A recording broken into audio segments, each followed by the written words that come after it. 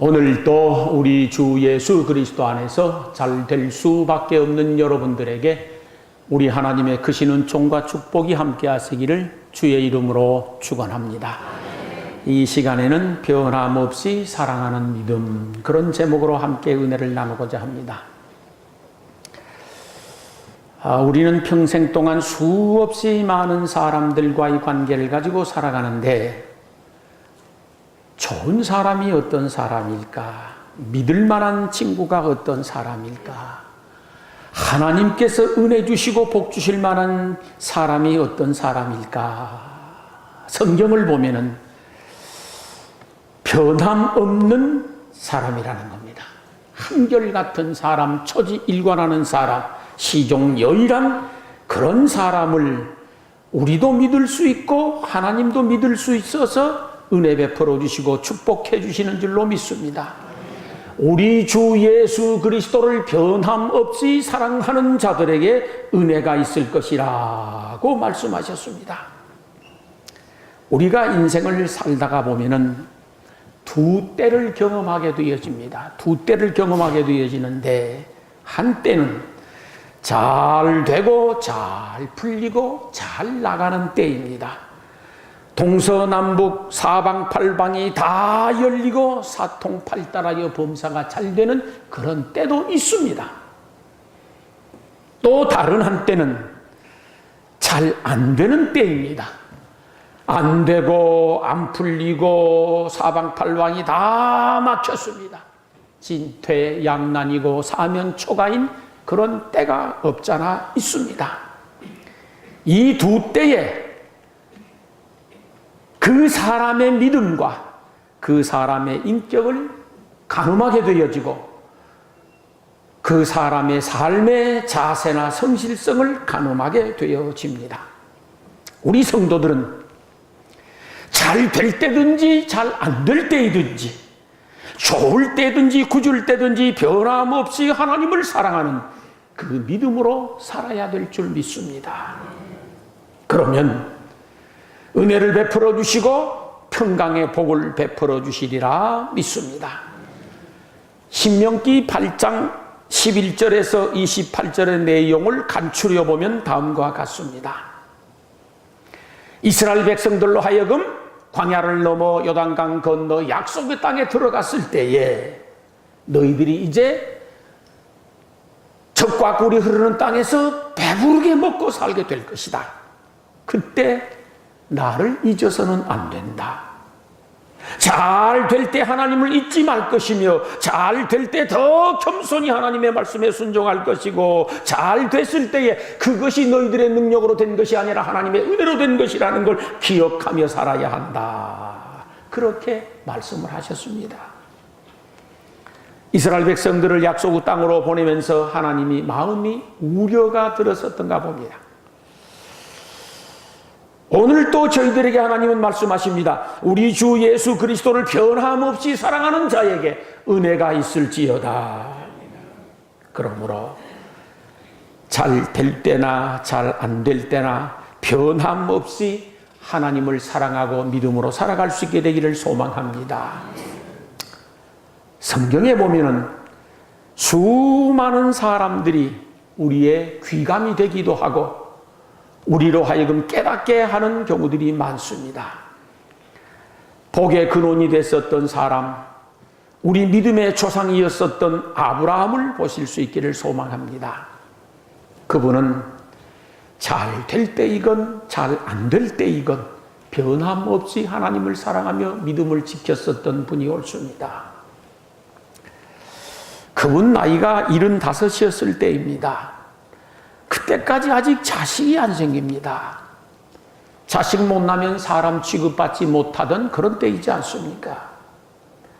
그런데 어느 날 하나님께서 그에게 오시어서 말씀하시기를 내가 너에게 자식을 줄 것이고 큰 복을 줄 것이니 너는 너의 본토 친척 아비집을 떠나 내가 지시할 땅으로 가라. 그렇게 말씀을 하십니다.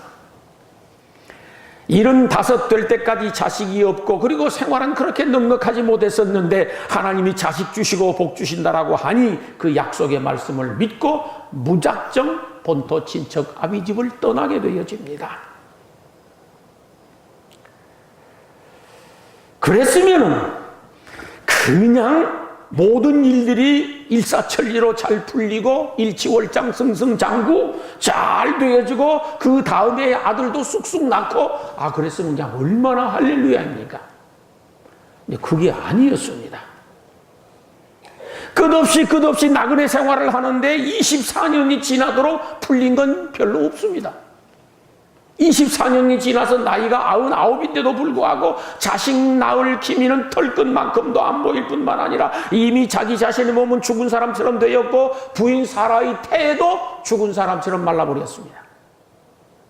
자식을 가질 수 있는 가능성 0%. 절대 불가능합니다. 그럼에도 불구하고 아브라함은 변함없이 하나님을 사랑하고 하나님을 믿었습니다.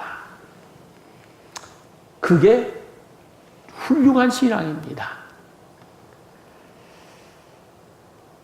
정말로 24년, 25년 동안 안 되는 그런 인생이었습니다. 안 풀리는 인생이었습니다. 그럼에도 불구하고 변함없이 하나님을 사랑하며 믿음을 지켰습니다. 그 모습을 보신 하나님께서 아브라함에게 아들을 주셨습니다. 참 천신만고 끝에 100세의 아들을 낳았죠. 그러니까 그에게 생리적 건강을 다시 주신 것입니다. 사라에게도 자식을 낳을 수 있도록 태의 문을 열어주신 것입니다. 이제 살림살이도 넉넉해져 갑니다. 범사가 잘되고 평안해졌습니다. 이제는 숨쉬고 살게 되었다 하고 싶었습니다. 자식은 잘 자라서 한 20여 세 컸습니다. 훌륭한 청년이 된 겁니다. 그런데 어느 날 하나님께서 아브라함아, 네 아들 독자 이삭을 모리아 산에 가서 번제로 바치라. 무슨 청천벽력 같은 말씀입니다. 제가 생각해서는 말도 안 되는 소리입니다. 아니, 다 자라서 청년이 될 때까지 가만 놔두시더니 이렇게 보기에 좋고 아름답고 모든 소망 모든 길에 다 걸고 있는데 이 아들을 번제로 바치라. 이 말이 됩니까? 이게 안 되는 거요.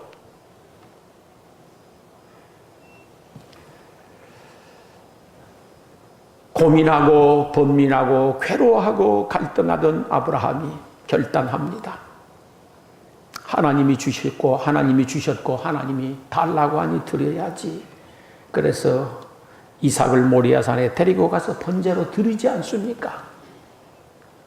그랬었더니 아들도 살려주시고 그날 이후로 정말 잘되게 축복해 주셨습니다. 아브라함은 그의 일생을 보면은 잘 안 될 때도 변함없습니다. 잘 됐을 때도 변함없습니다. 사람들에게 조소받고 냉소받고 손가락질 당하고 멸시를 받을 때도 변함없이 하나님을 사랑했고, 어쩌다가 죄를 짓고 마누라 팔아먹을 때도 하나님 사랑에 대해서는 변함이 없었습니다. 한결같은 믿음, 초지일관하는 믿음, 시종여일한 믿음으로 하나님을 사랑했었더니 그에게 복의 근원이 되는 복 주셨습니다. 믿음의 초상 되게 만들어 주셨습니다. 저희들도 하나님을 사랑하되 변함없이 사랑하는 믿음을 가져서 아브라함처럼 복을 받고 그 자식들도 복을 받는 축복이 있기를 주의 이름으로 축원합니다. 애굽의 총리가 되었었던 요셉을 한번 보십시오. 엄마 뱃속에 태어나서 잠깐 좀 행복했습니다. 그리고는 왜 그렇게도 인생이 팍팍하고 고달프고 힘들고 어려운지 모르겠습니다.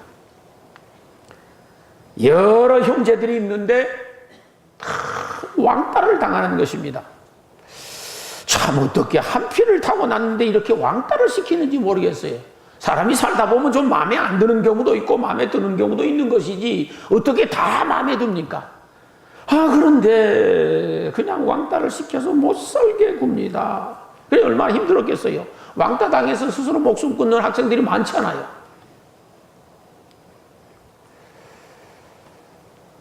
형제들이 저 들녘에 가서 양을 치는데 어느 날 아버지가 심부름 시키지 않습니까? 그러자 형제들이 모여가지고 작당을 하기를 우리가 저놈 잡아가지고 죽여버리자. 마음에 안 드니까 죽이자는 것이야. 세상에 마음에 안 든다고 죽이자 그러면 어떻게 되겠습니까? 이게 그런 경우 없어야 됩니다. 아무리 마음에 안 들어도 사람을 죽여서는 안 됩니다. 인격적으로도 마찬가지고 사람을 죽여서는 안 됩니다.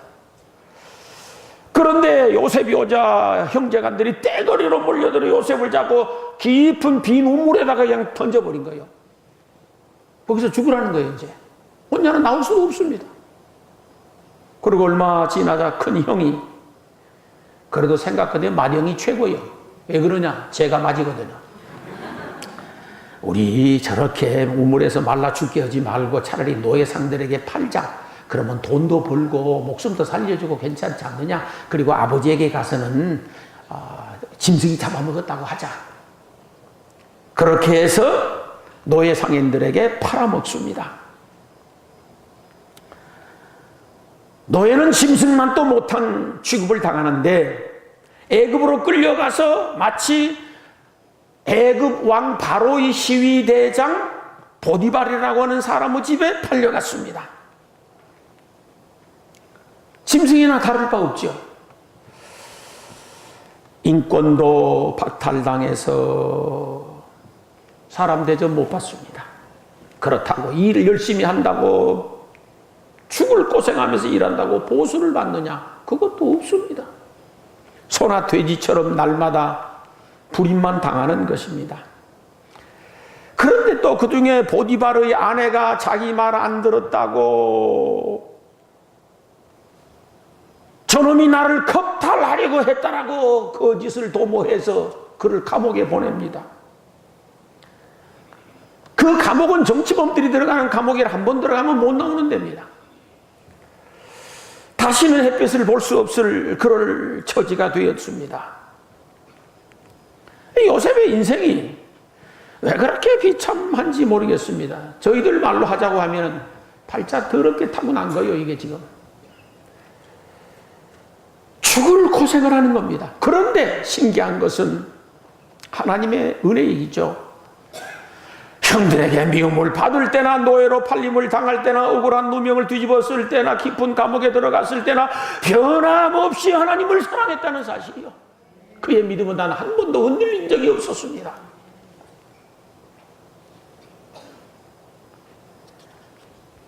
그 처절하고 비참한 생활 가운데서도 한 번도 흐트러짐 없이 믿음을 굳게 지켰습니다.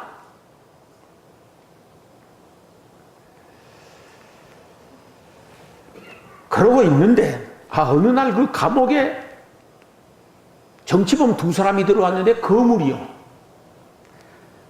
한 사람은 바로왕의 술 맡은 관원장이고 또 한 사람은 바로왕의 떡 맡은 관원장이니 우리 같으면 장관급입니다. 두 사람이 요셉이 들어있는 감옥에 들어왔습니다. 그리고 늘 같이 생활을 하는데 어느 날 이 두 양반이 똑같은 꿈을 꿉니다. 꿈의 내용은 여러분이 잘 아시니까 설명하지 않겠습니까? 꿈을 꿨는데 신기하고 묘하긴 한데 이 꿈이 대간절 무엇을 의미하는지 해몽이 안 되는 거예요. 답답해 죽을 지경입니다. 그러고 있을 적에 하나님께서 요셉에게 성령으로 감동을 주시어서 그 두 장관의 꿈을 해몽할 수 있는 지혜를 주었습니다. 그러자 요셉이 그 두 분 장관의 꿈을 해몽하기를 떡 맡은 관원장님 죄송하지만 당신은 며칠 있으면 사형을 당할 것입니다. 술 맡은 관원장에게 당신은 며칠 있으면 복직이 될 것입니다. 그러고 이제 해몽을 해드렸어요.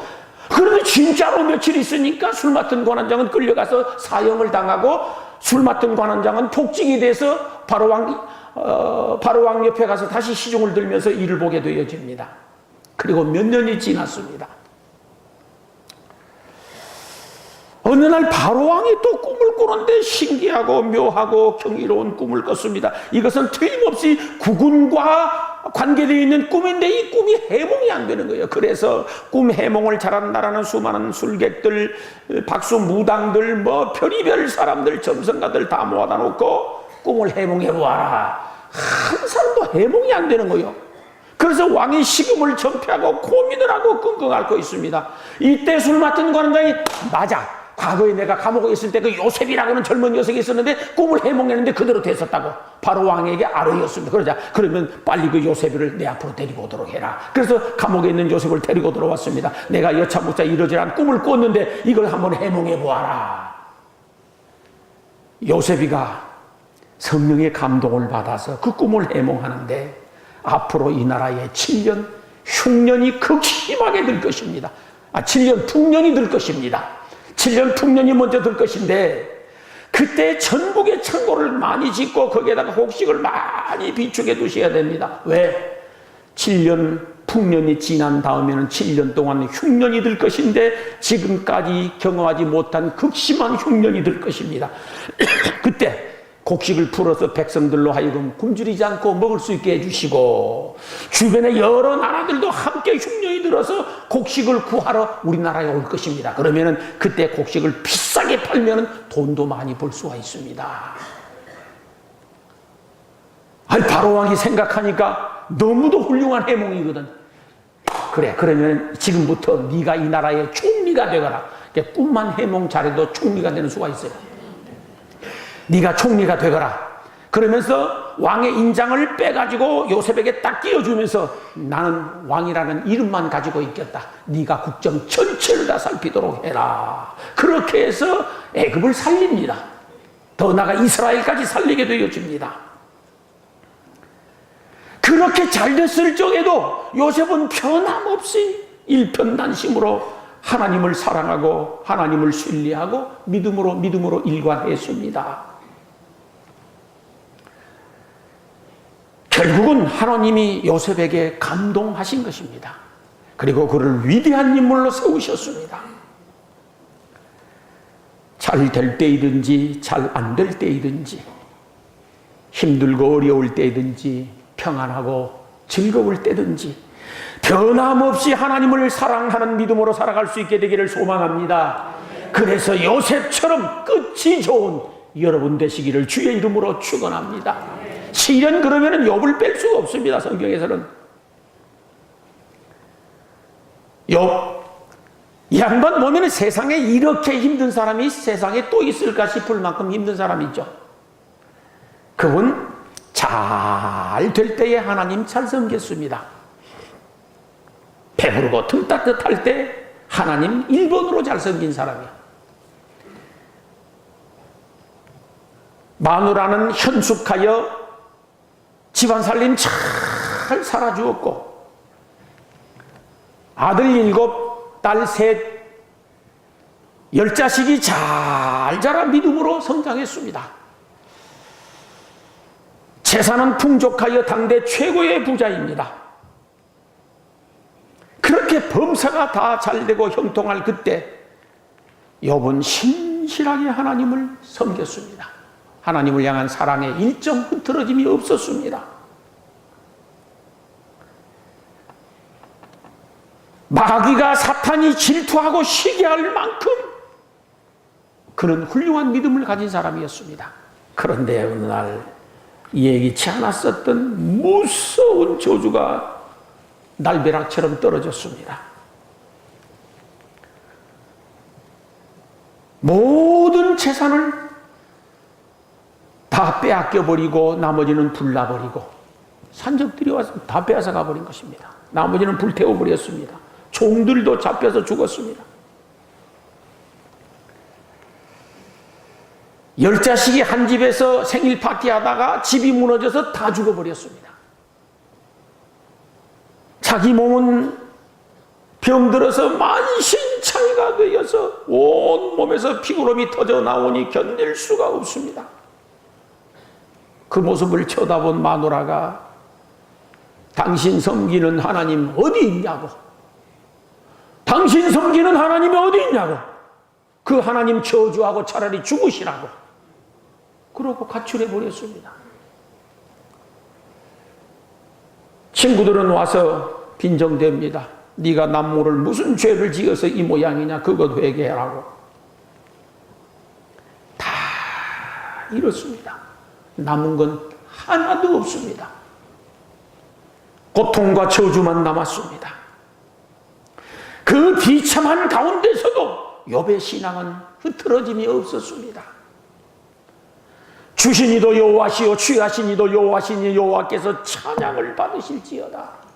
저는 그렇게 생각해 봅니다. 이 양반이 미치지 않고서야 그 가운데서 하나님을 찬양할 수 있을까?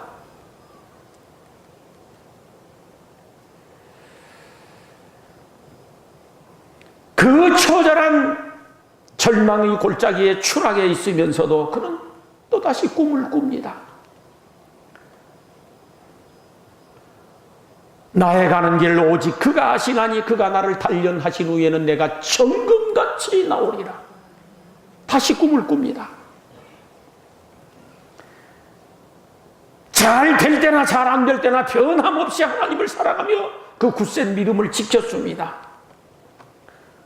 그 모습을 보신 하나님께서 그의 말년에 갑절의 복을 주셨습니다. 저희들도 욥처럼 변함없이 하나님을 사랑하며 믿음을 지킬 수 있기를 소망합니다. 그래서 우리의 나중이 갑절의 축복을 경험하게 될 수 있기를 주의 이름으로 축원합니다. 이스라엘 초대 왕이 사울이었습니다.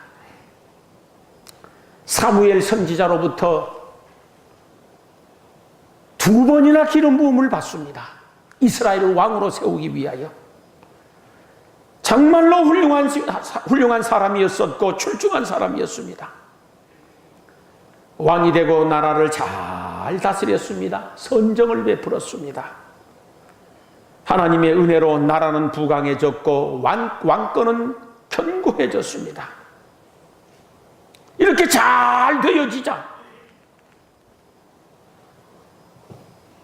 사울 왕이 교만에 빠지기 시작합니다.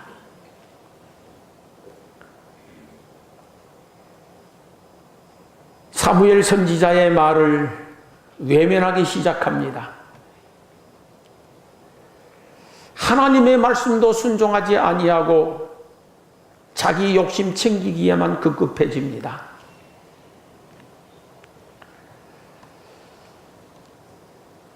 결국은 하나님으로부터 버림을 받고 사무엘 선지자로부터 버림을 받습니다. 그러자 성경에 보면 여호와의 성신이 그에게서 떠났다. 그렇게 기록되어 있습니다. 하나님의 신이 그에게서 떠났습니다. 그러자 그 즉시 악신이 들어왔습니다. 악령이 들어왔습니다. 그리고 기고만장해졌습니다. 사위였던 다윗을 죽이기 위하여서 시기심이 발동하여 날마다 쫓아다닙니다. 하나님 섬기는 것 잊어버렸습니다. 결국은 블레셋과의 전쟁에서 완패를 당하고 결국은 자살해서 죽고 맙니다. 그가 시종일하게 변함없이 하나님을 사랑하되 잘 될 때이든지 안 될 때든지 사랑했었다라고 하면은 그는 훌륭한 왕으로 남았을 것입니다. 참 아쉬운 인물입니다. 저희들 시종여일 변함없이 하나님을 사랑하는 믿음으로 마지막이 아름답게 장식되어질 수 있기를 소망합니다. 사울 왕의 뒤를 이어서 다윗이 왕이 되어지는데 다윗은 전혀 달랐습니다. 그는 변함없이 하나님을 사랑하는 믿음으로 일관한 그런 사람이었습니다. 사실 다윗의 인생이란 이새의 아들로 태어나서 8남매 중에 막내인데 소년 시절만 조금 행복했었지 그 이후에는 행복한 날이 없습니다. 골리앗 장군을 물리치고 왕의 사위가 되었습니다. 온 백성들로부터 추앙을 받고 잘 나가나 싶었었는데 사울 왕이 다윗을 시기하여서 죽여버리겠다라고 날마다 군사를 일으키고 칼을 갈고 쫓아다닙니다.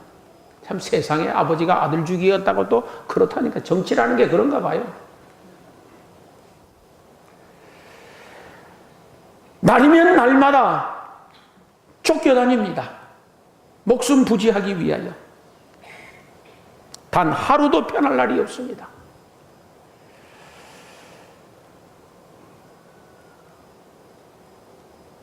그 비참한 자기 말대로 사망의 음침한 골짜기 같은 인생이었었지만은 다윗은 어느 한순간도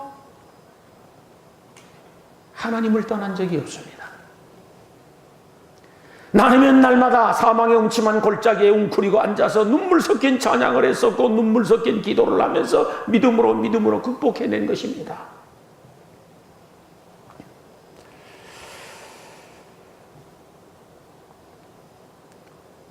그리고 사울 왕이 자살해서 죽고 난 다음에 왕이 되었는데, 이번에는 또 아들 압살롬이 또 지가 아버지 죽이고 왕이 되겠다라고. 정치가 그렇다니까요. 지가 아버지 죽여버리고 지가 왕이 되겠대. 이 압살 맞을 놈이야. 날마다 또 칼을 갈아가지고 군사들 동원해서 아버지 죽이겠다고 쫓아다니니 아버지는 날마다 아들놈에게 쫓겨다니는 신세가 된 거예요. 얼마나 비참해요 이게. 다윗이 왕의 자리에 있을 적에 친한 친구가 있었습니다.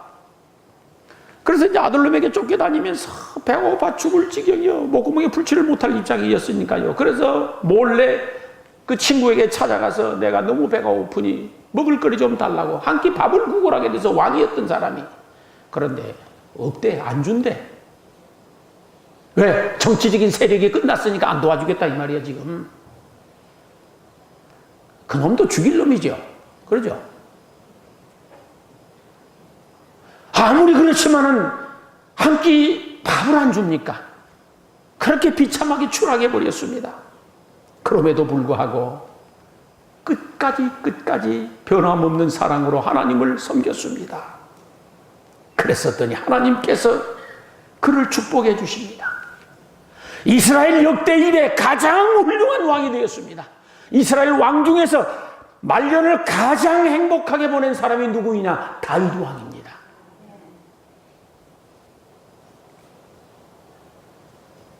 좋을 때나 구줄 때나 사망의 음침한 골짜기에서도 변함없이 하나님을 사랑하고 믿음 지켜서 말년이 좋아지기를 주의 이름으로 축원합니다.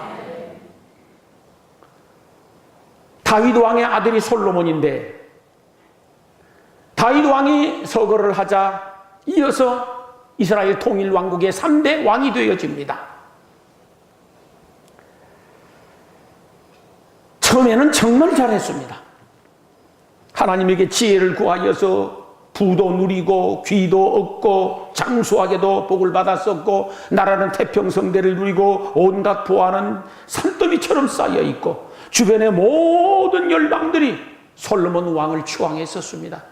끝없이 조공을 갖다 바치면서 솔로몬 왕을 섬겼었거든요.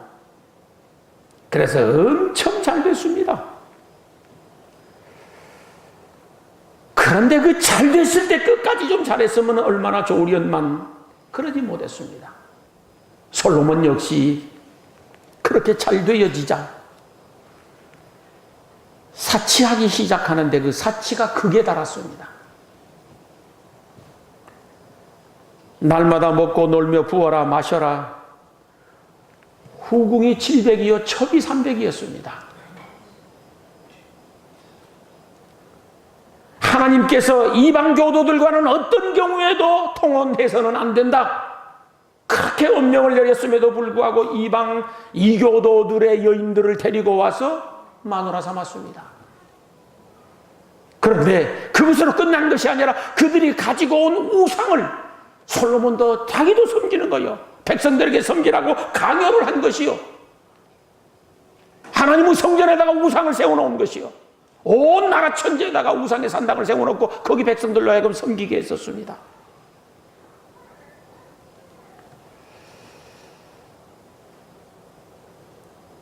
이때 선지자가 이러시면은 안 됩니다. 차례 만류를 했습니다. 그럼에도 말 듣지 않았습니다. 다니엘에게 책망을 했었던 나단 선지자 우리가 잘 알고 있습니다. 다윗을 책망하니 다윗은 그 말 떨어지는 순간 침상이 썩도록 눈물을 흘리며 회개하고 하나님 말씀에 순종하기로 했었는데 그 아들 솔로몬은 그러지 않았었습니다. 결국은 비참하게 죽임을 당하고 나라는 두 쪽으로 쪼개져 버리고 패가 망신해 버렸습니다.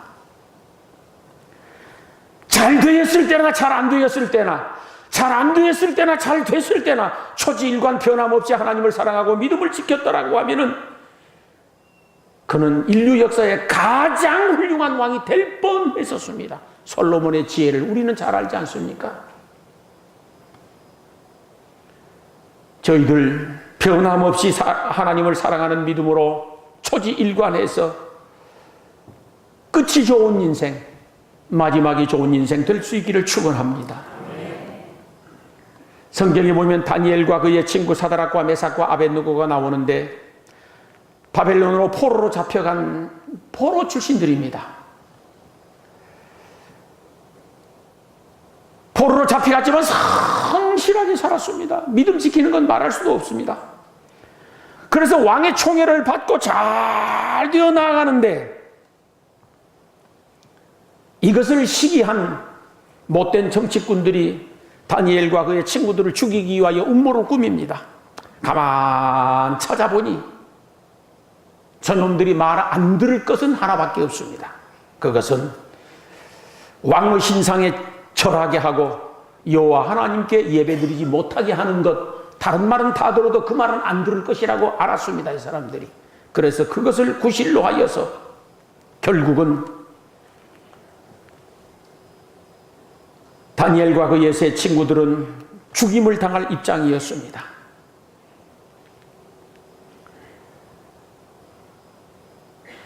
왕의 총애를 받을 그때도 변함없이 예루살렘을 향한 창문을 열어놓고 하루에 3번씩 경배하지 않습니까? 그런데 이제 죽임을 당할 줄 알면서도 전에 행하던 대로 변함없이 예루살렘을 향한 창을 열어놓고 하루에 3번씩 하나님께 경배했었습니다. 죽기로 작정한 것입니다. 믿음이란 어떻게 지키는 것인가? 죽기로 작정하고 지키는 것입니다. 믿음이란 그렇게 지키는 것입니다. 그 결과 사자굴 속에 던짐을 당하게 됐고 풀무불 속에 던짐을 당하게 되었습니다.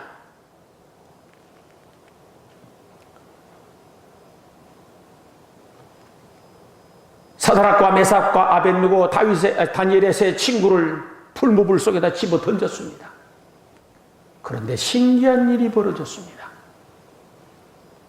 세 사람을 풀무불 속에다가 평일에 7배나 뜨겁게 해서 집어 넣었는데 밖에서 멀찌감치 쳐다보니까 가까이 갔었던 사람이 그 화기에 화를 입어서 죽었거든요. 그래서 멀찌감치 쳐다보니까 이상하게 세 사람을 집어 넣었는데 4사람이 왔다리 갔다리 하는 거예요. 알고 보니까 성경에 그가 곧 하나님의 사자였더라. 하나님이 천사를 보내서 그 뜨거운 불 속에서도 보호하시고 지켜주신 줄 믿습니다. 지금도 그 믿음 지키면은 불같은 시련 속에서도 하나님이 털끝 하나 머리털 하나 상하지 않게 보호해 주실 줄 믿습니다. 다니엘을 사자굴 속에 집어넣었습니다. 그런데 성경에 보니까 하나님께서 사자의 입을 봉하시고 다니엘을 지켰더라고 되어 있습니다. 할렐루야. 지금도 사자굴 속 같은 고난 가운데서도 변함없이 하나님을 사랑하는 믿음으로 일관하면 틀림없이 그 속에서 다시 살려주시고 이렇게 세워주시리라 믿습니다. 다니엘, 사드락과 메삭과 아벳느고 이전보다 더 잘려버렸습니다. 왕에게 더 큰 사랑을 받게 되어졌었고 온 국민들에게 사랑을 받게 되어졌었고 왕은 다니엘의 여호와를 경외했었다라고 되어 있습니다. 저희들도 잘 될 때나 잘 안 될 때나 변함없이 하나님을 사랑하는 그 믿음으로 다니엘과 그의 친구들이 받았었던 은혜와 복 받게 될 수 있기를 축원합니다. 지난 며칠 전에 우리 교회 정동현 안수 집사님 가게에 화재가 발생했습니다. 그 불이 번져서 여러 집으로 나갔습니다.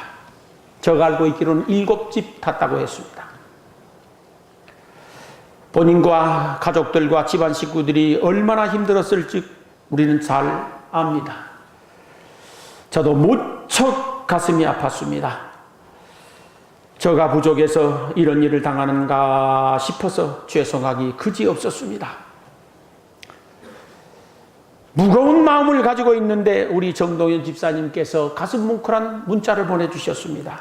문자를 받고 참 훌륭하다, 됐다 싶은 생각이 들었습니다. 문자 내용인즉 단순합니다. 목사님, 기도해 주셔서 감사합니다. 절망하지 않고 희망을 갖겠습니다. 불만 조건보다는 감사의 조건을 찾아 하나님께 기도드리겠습니다. 딱 그 문자였습니다. 그 문자를 보는 순간 됐다. 이만하면 됐다. 이 정도면 하나님께서 얼마든지 다시 일으키시되 불일듯 일으키시고 그를 다시 세워주시겠다 싶은 믿음이 들었습니다. 형님 되시는 정동일 장로님도 훌륭한데 동생도 훌륭했습니다. 이런 믿음만 가지면은 이전보다 더 잘 되도록 축복해 주시리라고 저는 확신합니다. 성경에 보면은 주께서 심지가 견고한 자를 평강의 평강으로 지켜주시리라고 했습니다. 우리 주 예수 그리스도를 변함없이 사랑하는 자에게 은혜가 있을지어다라고 축복해 주셨습니다. 사랑하는 성도 여러분, 잘 될 때나 잘 안 될 때나 변함없이 하나님을 사랑할 수 있기를 소망합니다. 구줄 때이건 좋은 때이건 변함없이 하나님을 사랑할 수 있게 되기를 소망합니다. 그리하여서 변함없이 하나님을 사랑했었더니 하나님이 나를 이렇게 축복해 주셨다고 간증해내는 여러분들 되시기를 주의 이름으로 축원합니다. 기도하시겠습니다. 하나님,